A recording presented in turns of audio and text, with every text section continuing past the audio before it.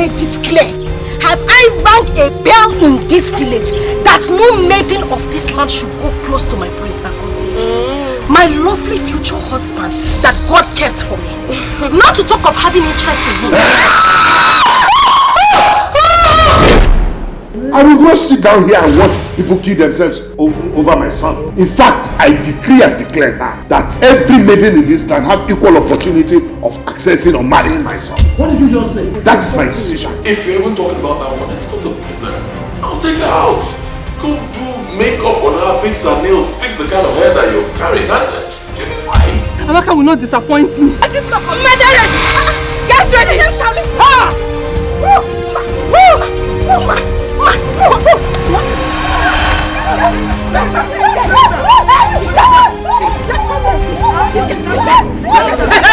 You think I don't know what your father planned? Eh?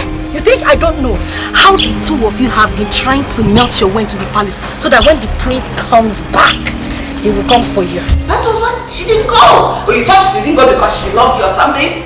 No!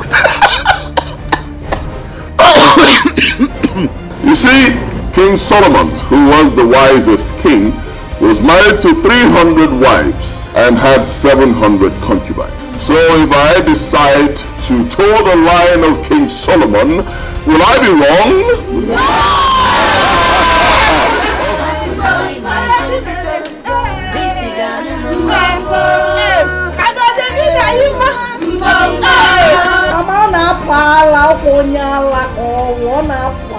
All those kind of madness that you cannot cure in the psychiatric home.